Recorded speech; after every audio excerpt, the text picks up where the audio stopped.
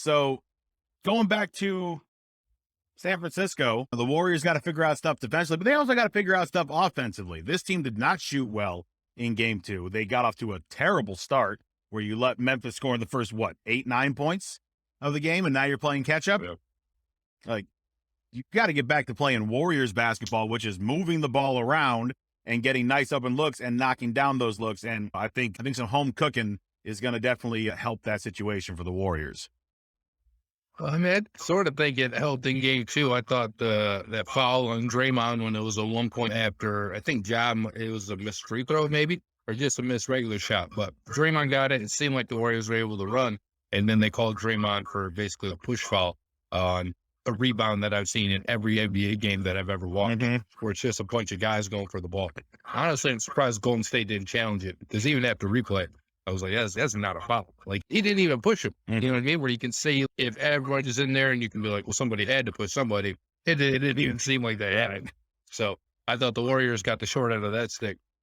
But they were up 4 with maybe 4 minutes remaining or something, and it even felt like a game they were going to win after overcoming that slow start.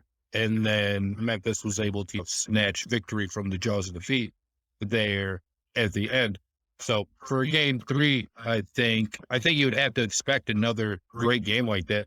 And I'm glad if all these games can come down to the wire. But you're really going to see what kind of adjustments they can make. We already talked about it, but just because we talked about it doesn't mean it's answered. Who are they going to put on Ja Morant? Because now, again, like, Gary Payton's not there. What's going to be your defensive strategy?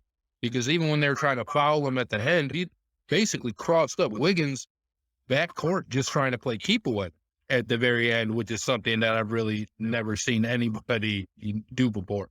So it's what's going to happen, and then what's going to happen on the Memphis side when Klay Thompson or Steph Curry start hitting their shots, because there's really no defense for that. You can say they're playing good defense now. I think Klay just missed a bunch of shots that he normally makes. Yeah. So you're going to say they did a good defensive job on him because he was 4 of 13 or whatever, 4 of 19 maybe, like something terrible.